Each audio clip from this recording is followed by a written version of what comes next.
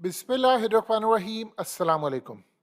आप अंदाज़ा कर लें कि पाकिस्तान के अंदर हकीकत टीवी ने जब सबसे पहले खबर ब्रेक की कि अयाज अमीर पर हमला हुआ है, आपको उस खबर के चंद मिनट बाद कहा कि इसके इर्द गिर्द जहाँ पर हमला हुआ है वहाँ पर 20 जगहों पर सीसीटीवी फुटेज लगी है।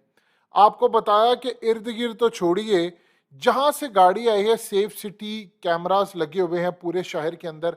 करीब ही उसके कैंट भी लगता है, क्योंकि आगे जाकर वो गाड़ियाँ, क्योंकि दुनिया न्यूज़ के ऑफिस से वो निकले थे और उन पर जो हमला हुआ वो सारा कुछ हुआ। आपको कहा था कि सीसीटीवी फुटेज नहीं मिलेगी वहां पर जहां जहां से गाड़ी आई है, क्योंकि लक्ष्मी चौक है दुनिया न्यूज के ऑफिस के करीब। तो वहां पर हर किसी दुकानदार ने अपने जो दुकान है उसके आगे पीछे कैमरे लगाए हैं। उसके बाद आप आगे चलते जाए तो बेशुमार जगह पर कैमरा है। अब असल में सूरत हाल ये है कि आप जहां चले जाएं आपको कैमरा नहीं मिलेगा। अब आपको जरा अय्याज अमीर की गुफ्तगू सुनवाने जा रहे हैं, आपके रोंगटे खड़े हो जाएंगे।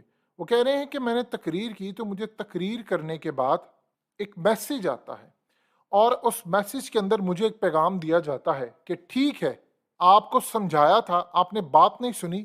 और उसके बाद क्या हुआ, ये जरा अयाज अमीर की पहले गुफ्तगू सुनिए, फिर आपको बताते हैं कि असल में एक प्लान किया गया था नून लीग की जानिब से, ये सारा मुद्दा इमरान खान पर डाल दिया जाए और खतरनाक तरीन प्लान था। और आगे मुल्क में क्या सूरत हाल होने वाली, जरा वीडियो देखिए। मैं आपके प्रोग्राम के हवाले से एक चीज़ हामिद मीर साहब बता दूं जी। कि पिछले हफ्ते ज़्यादा देर नहीं हुआ, मेरे पास एक टाइम लेकर मेहमान आए थे। अच्छा। जिस सराय में मैं यहाँ क़याम करता हूँ लाहौर में, वहाँ पे वो तशरीफ़ लाए। उन्होंने बताया कि वो किस महकमा ज़रात या महकमा आबपाशी के हैं। खुशगवार हमारी गुफ्तगू हुई और आखिर में उन्होंने कहा कि एक आपसे बात कहनी है, और वर्ड्स ये थे, ये मैं मेरी तरफ से नहीं है, कि जी आपसे कहना है कि हाथ हौला रखा करें। अच्छा। तो मैंने कहा किस पे हाथ हौला रखना है? तो वो ऊपर ऊपर ऐसे इशारे करने लगे। मुझे आपके प्रोग्राम की हिसासियत का भी एहसास है, आपके हैं, तो मैं ज्यादा वो बोलना नहीं चाहता, ठीक, लेकिन आप समझ जाइए, मेरे ख्याल समझ गए होंगे जी। ये उस सेमिनार से पहले की बात है। ठीक है। और जब सेमिनार की तकरीर मेरी खत्म हुई, मैं अभी मैरियट में था, वहां से बाहर नहीं निकला था, तो मुझे मैसेज उसी साहब का आता है कि सर आपने फिर मेरी बात नहीं मानी। अच्छा। लेकिन एक और चीज भी हुई, 1 घंटे बाद उन्हीं साहब ने एक और मैसेज दिया जिसमें कहा नहीं सर मैंने आपकी पूरी तकरीर वो पढ़ी है अब, और वो बैलेंस्ड और ये थी। लेकिन वो पहले वाला धमकी जो है वो धमकी नुमा था। मेरे फोन्स जो है वो ले लिया गया था इस वाकये में।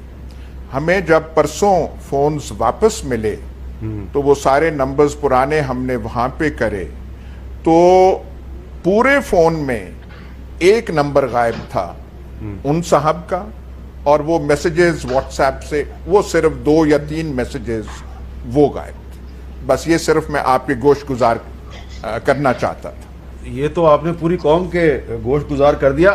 आपने सुना अयाज अमीर ने क्या कहा। अब आप जरा अंदाजा कर लें कि मुल्क की सूरत हाल आपके सामने ये हो चुकी है कि आपके मुल्क के अंदर किसी का कुछ नहीं पता, कोई सीसीटीवी फुटेज। नून लीग ने प्लान ये किया कि इमरान खान के ऊपर ये मुद्दा डाल दे बड़े पैमाने पर।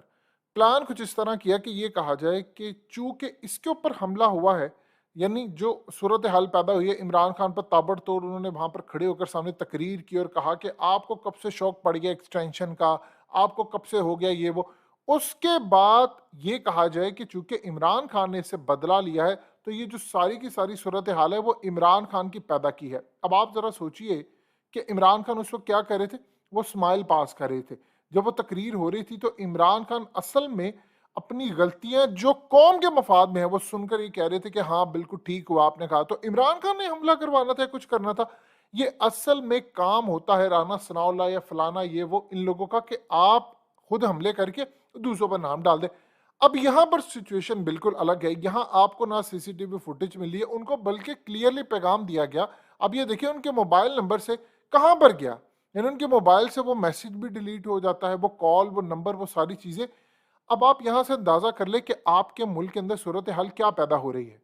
यानी पाकिस्तान की तारीख में इससे भयानक सूरत हाल आज तक कभी नहीं हुई कि दिन दहाड़े रात को आप ये देख लें कि उनके चैनल को वो फुटेज प्रोवाइड करनी चाहिए थी कि वो वहां से कैसे निकले, आगे कहाँ तक गए, वो सारी एक्सेस होती है, ईच एंड एवरीथिंग, लेकिन आप नहीं ढूंढ सकते।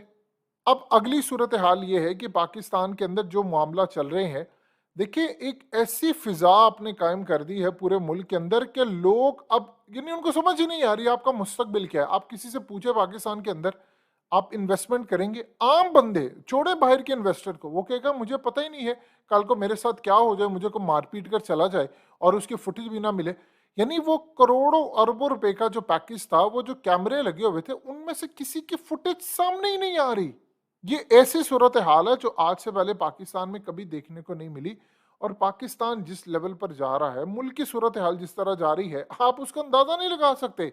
हालात इतने खराब हो चुके हैं कि इवन कि आज आप अंदाजा कर लें कि एंकर इमरान रियाज वो ओपनली कह रहे हैं कि मैंने एक वीडियो रिकॉर्ड करवा दी है और उसके बाद मेरी जान को कुछ होता है तो ये फलाने जिम्मेदार है।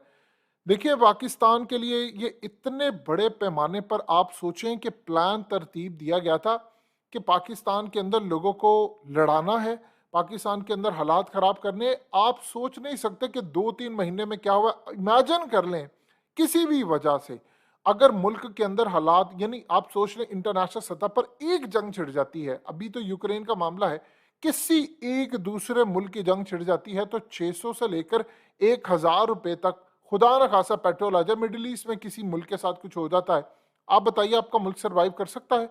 यानी आप 500 या 1000 कर सकते हैं रुपए लीटर कोई भी पेट्रोल वगैरह? आप सरवाइव भी नहीं कर सकते। अब यही सूरत हाल पैदा हो रही है कि मुल्क आपका पीछे जाता जा रहा है, किसी को कोई परवाह नहीं है। अब अयाज अमीर को अगर पहले इन्फॉर्म किया जाता है कि आपने हाथ थोला रखना, आपने फलाना करना है, सीसीटीवी फुटेज नहीं मिलती, यानी उन किसी को पता ही नहीं है। और अयाज अमीर ओपनली ये बात भी कह रहे हैं कि असल में जिन्होंने तहकीक करनी है यानी पुलिस ने, उन्होंने कोई सही तहकीक ही नहीं की। अब आप सोच लें कि आप कहां पर खड़े हैं। इमरान खान, एक बात आप अच्छी तरह समझ लें कि अगर आपको ज़िमनी इंतखाबात जीतने हैं तो आपको बड़े पैमाने पर धांधली रोकने के लिए पूरे पाकिस्तान से अपने वर्कर्स लाकर पोलिंग स्टेशनों पर बिठाने होंगे, चाहे वो कराची से लाएं, खैबर पख्तूनख्वा से लाएं, क्योंकि आप अगर यहाँ पर जीत जाते हैं तो आपकी बहुत बड़ी विक्ट्री होगी। अगर आपकी यहाँ पर शिकस्त होती है तो आप उसका अंदाज़ा नहीं लगा सकते कि ये शिकस्त कैसे होगी। यानी एक दफ़ा आपने यहाँ पर इनको हरा लिया तब आप आगे जा सकते हैं, अदरवाइज आप सोच लें कि आपका भी बाप बंद कर दिया गया। अब ओपनली आप देख लें कि नजम सेठी जैसे पाकिस्तान की स्टैब्लिशमेंट पर इल्ज़ाम लगा रहे हैं कि इमरान खान की जो ऑडियो लीक होती है उसके पीछे स्टैब्लिशमेंट का हाथ होता है, लेकिन कोई जाकर नजम सेठी को पूछने वाला नहीं है कि तुमने ये बात क्यों कही। इदारे आकर इनसे पूछें कि आप डायरेक्टली पाकिस्तान के इदारों पर इल्ज़ाम लगा रहे हैं कि पाकिस्तान में कुछ भी होता है। इमरान खान को शटअप कॉल देने के लिए उनको कहा जाता है कि अगर आपने ज़्यादा आगे पीछे जाने की कोशिश की तो हम आपकी वीडियो लीक कर देंगे या आपकी ऑडियो लीक कर देंगे। ये आपके मुल्क के अंदर इस वक्त सूरत हाल चल रही है।